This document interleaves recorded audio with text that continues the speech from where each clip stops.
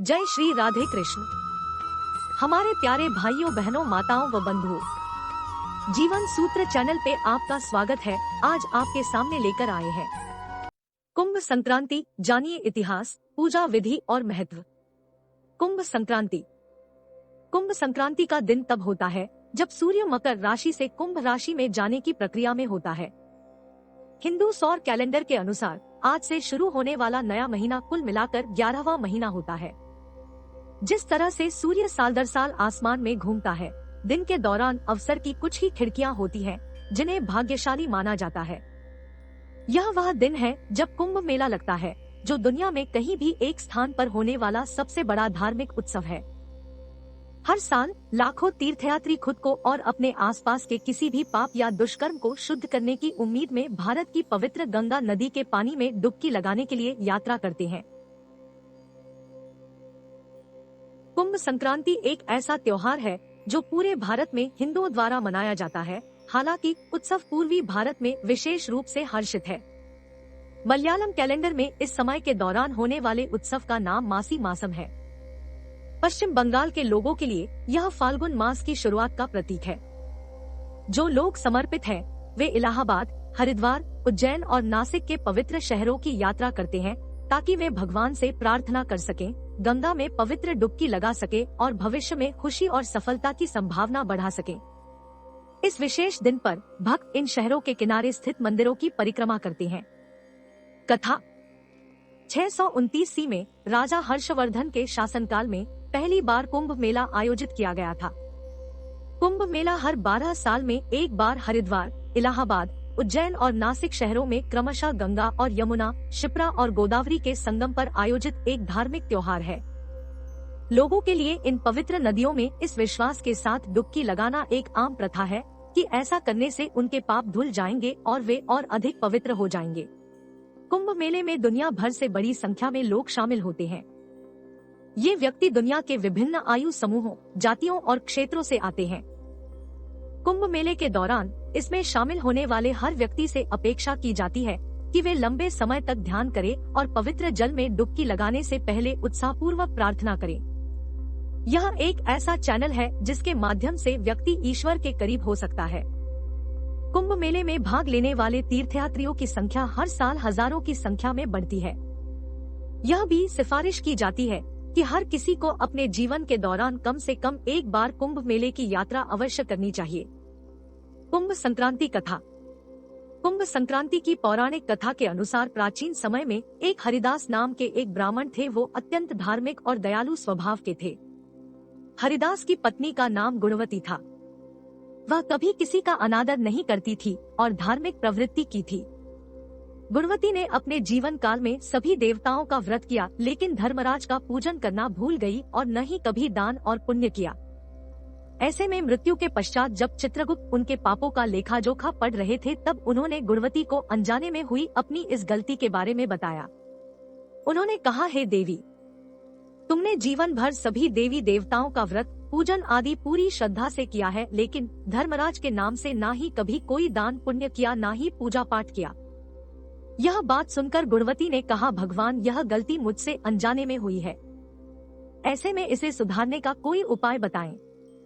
तब धर्मराज ने कहा कि जब सूर्य देवता उत्तरायण में जाते हैं, तब कुंभ संक्रांति से ही उनकी पूजा शुरू कर देनी चाहिए और पूरे वर्ष कथा और पूजा करनी चाहिए। जो कोई भी व्यक्ति ऐसा करता है, उसके सभी पापों से मुक्ति मिलती है। कुंभ संक्रांति के बारे में।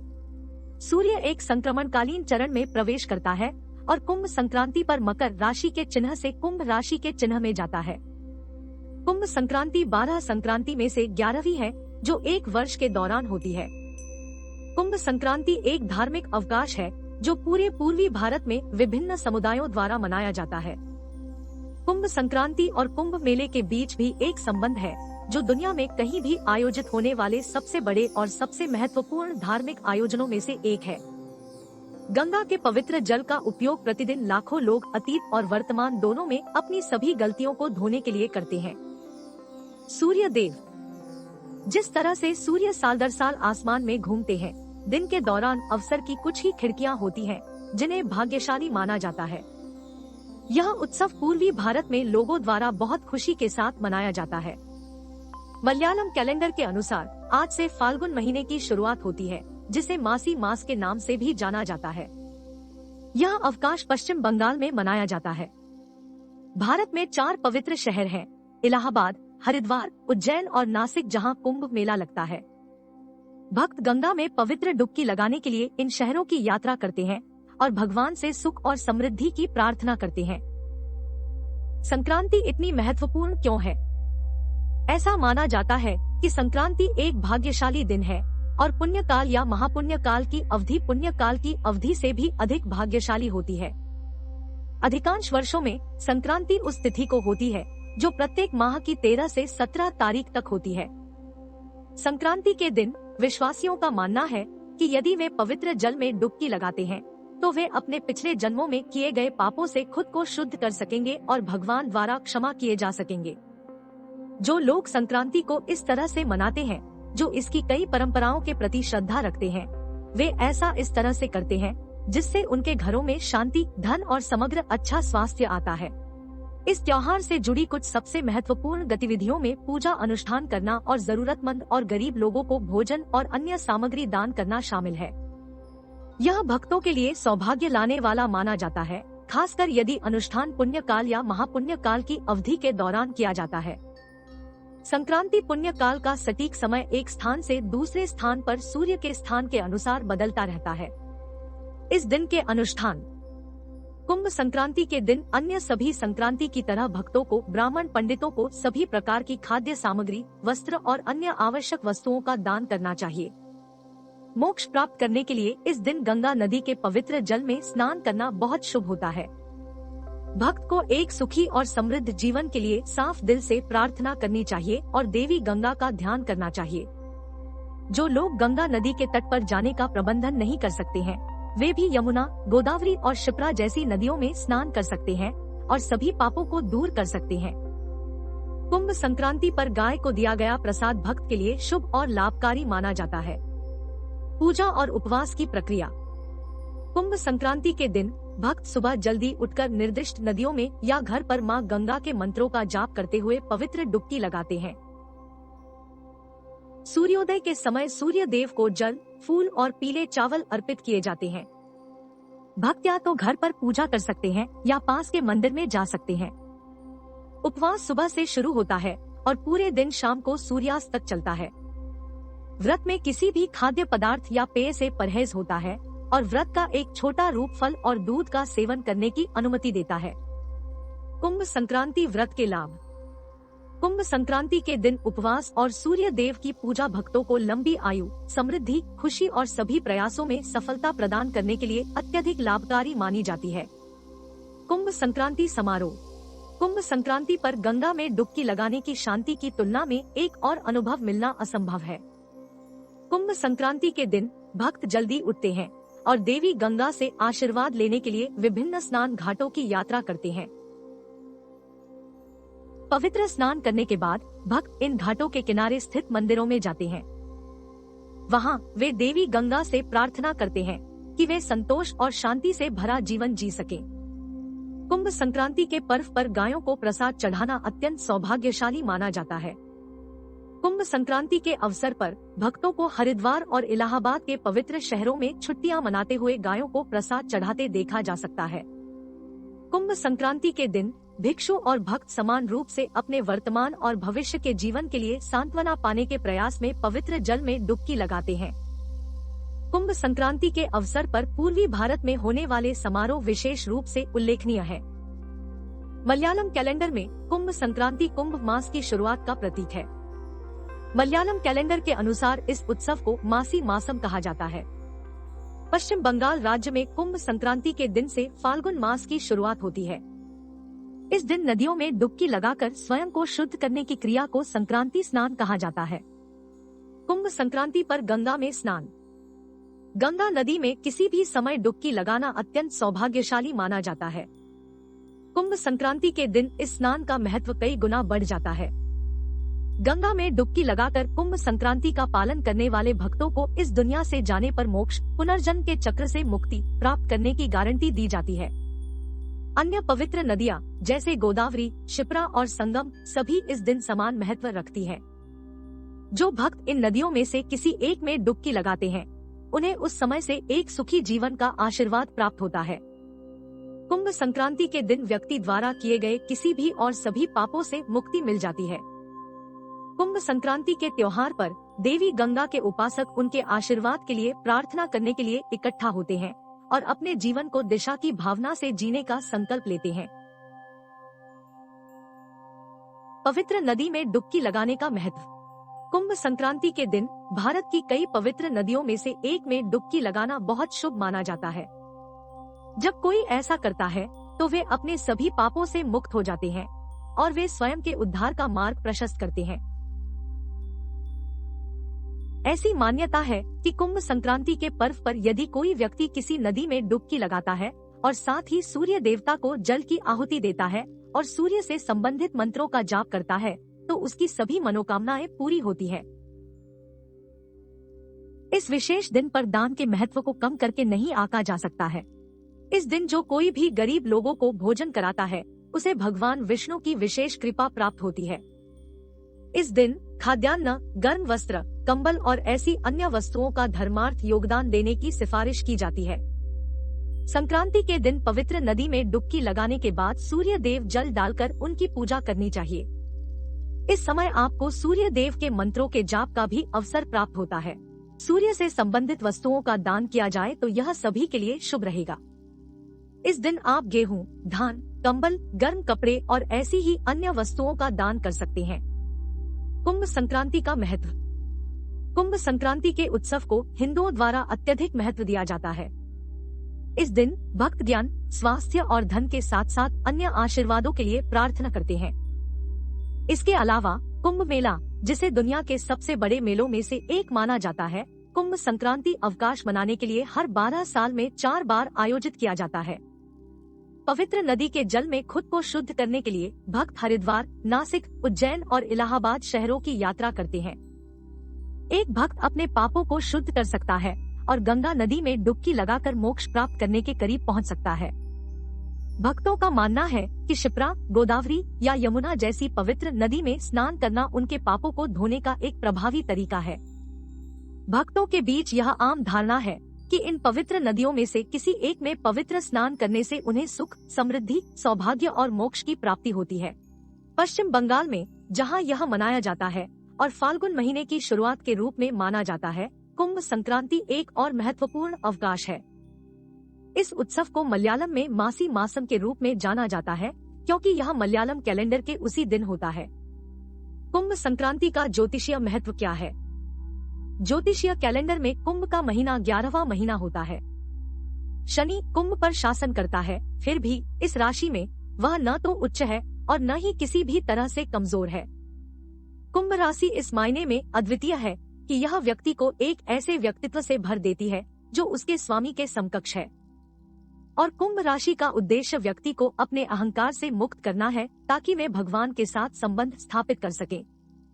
इस महीने में चुनौतीपूर्ण होने की संभावना है क्योंकि व्यक्ति को वांछित तरीके से अपनी एकाग्रता को पुनः प्राप्त करने के लिए अत्यधिक कार्रवाई करने की आवश्यकता हो सकती है। शनि का प्रभाव बढ़ते तनाव में योगदान देता है। अब वह समय आ गया है जब व्यक्ति पिछले 10 महीनों में किए गए कार्यों के मनोवैज्ञानिक परिणामों का अनुभव करना शुरू कर देगा। यदि व्यक्ति का व्यवहार सकारात्मक है तो उनके पास एक सुखद अनुभव होगा। यदि व्यक्ति के कार्य द्वेषपूर्ण थे तो परिणाम स्वरूप व्यक्ति के मानसिक स्वास्थ्य को नुकसान उठाना पड़ सकता है और कुंभ के अनुभव का प्रभाव बाद में काफी समय तक महसूस किया जाएगा। कुंभ संक्रांति का वैज्ञानिक महत्व।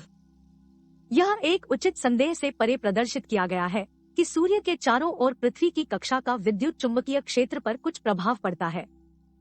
विद्युत चुंबकीय क्षेत्र विषुव के दौरान अपनी सबसे स्थिर अवस्था में होता है, जो मार्च आयरस के चिन्ह में और सितंबर तुला राशि के चिन्ह में होता है।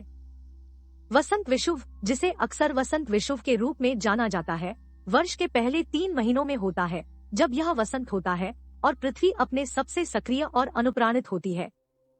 वैदिक ज्योतिष के अनुसार विषुव मीनम राशि के संकेत के दौरान होता है। हालांकि विषुव आने से पहले कुंभ राशि का चिन्ह है जहां यह सुनिश्चित करने के लिए आवश्यक संशोधन किए जाते हैं कि विषुव आने पर मनुष्य का मनोवैज्ञानिक संतुलन हो। सूर्य के साथ साथ ग्रहों और 2 राशियों राहु और केतु को भी ज्योतिष में विद्युत चुंबकीय क्षेत्र पर प्रभाव माना जाता है। पाश्चात्य ज्योतिष में सूर्य को व्यक्ति के व्यक्तित्व का स्रोत माना गया है। हालांकि वैदिक ज्योतिष में चंद्रमा को किसी की कल्पना का स्रोत माना जाता है, जबकि बृहस्पति को सीखने की क्षमता का स्रोत माना जाता है। कुंभ की राशि समय की वह अवधि है जो वसंत विषुव से ठीक पहले होती है और जिसके दौरान विषुव के दौरान संतुलन प्राप्त करने के लिए समायोजन किया जाना चाहिए। यह सख्त रेफरी के रूप में कार्य करता है, जो यह सुनिश्चित करता है कि खेल का मैदान, जो मानव विवेक का प्रतिनिधित्व करता है, ब्रह्मांडीय ऊर्जा की खुराक लेने के लिए उचित रूप से तैयार है, जो कि 3 पिंडों के आसपास केंद्रित है, जो सूर्य, चंद्रमा और बृहस्पति ग्रह है। ऐसा इसलिए किया जाता है ताकि विषुव पर होने वाले विद्युत चुंबकीय क्षेत्र के ब्रह्मांडीय संतुलन के साथ व्यक्ति की ऊर्जा को सामंजस्य में लाया जा सके। अधिकांश हलकों में कुंभ राशि को एक ऐसी अवधि के रूप में माना जाता है जिसके दौरान व्यक्ति मानसिक सफाई से गुजरता है। इसे पवित्र नदियों के जल में डुबकी लगाकर दर्शाया जाता है। अब समय आ गया है कि आप अपने अहंकार की व्यर्थता के प्रति जागे और अतीत में किए गए गलत कामों के कलंक से खुद को मुक्त करें। यह बाद के चक्र की तैयारी में किसी की सोच को ताज़ा करने की एक विधि है।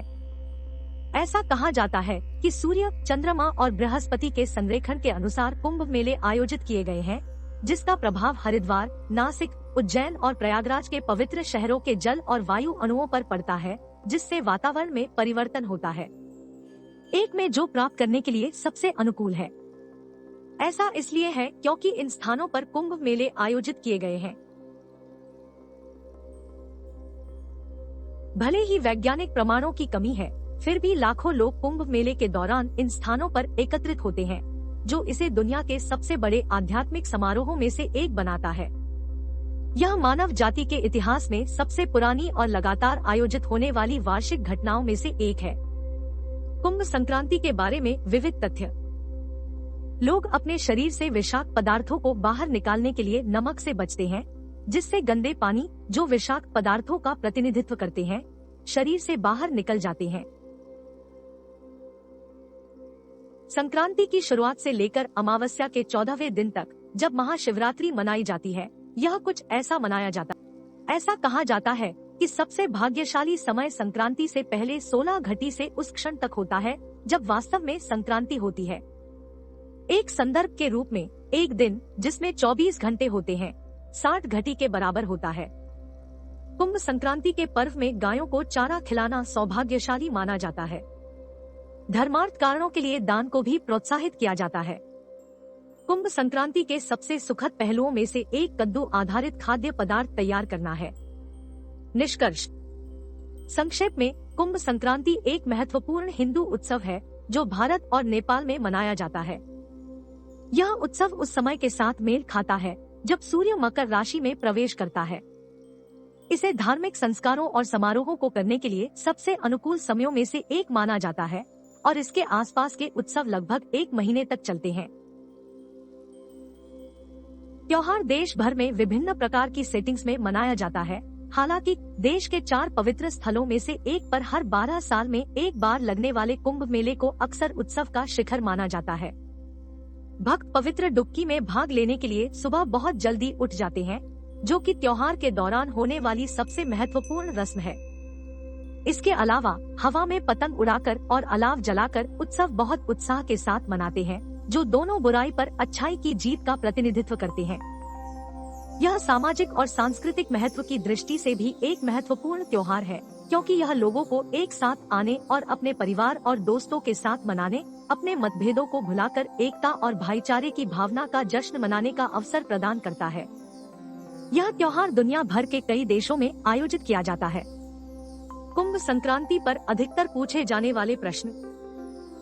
कुंभ संक्रांति क्या है? उत्तर। कुंभ संक्रांति उस दिन मनाई जाती है जब सूर्य मकर राशि से कुंभ राशि में पारगमन अवधि में होता है। यह दिन हिंदू सौर कैलेंडर के 11वें महीने की शुरुआत का प्रतीक है। प्रश्न। 12 साल बाद क्यों मनाया जाता है कुंभ? उत्तर, देवताओं और राक्षसों के बीच कुंभ यानी पवित्र घड़ा के लिए लड़ाई 12 दिव्य दिनों तक चलती रही, जो मनुष्यों के लिए 12 साल के बराबर मानी जाती है। इसीलिए 12 साल में एक बार कुंभ मेला मनाया जाता है और उपरोक्त पवित्र स्थानों या पवित्र स्थलों पर सभा होती है। प्रश्न, एक वर्ष में कितनी संक्रांति होती है? उत्तर, 12 संक्रांति। हिंदू कैलेंडर के अनुसार एक वर्ष में 12 संक्रांति होती है। सभी संक्रांतियों में से मकर संक्रांति को सबसे महत्वपूर्ण माना जाता है और पूरे देश में मनाया जाता है। बंधुओं, आपको हमारी सुनी अनसुनी कहानियाँ एवं कथाएं पसंद आए तो अपने मित्रों के साथ शेयर करें, लाइक, कमेंट और साथ ही सब्सक्राइब करें और साथ में दिए गए बेल बटन को दबाएं ताकि हमारे चैनल पर आने वाली वीडियो की नोटिफिकेशन आप तक पहुंच सके। और यदि आप हमारे चैनल पे नए हैं तो कृपया सब्सक्राइब करें। जय श्री राधे कृष्ण।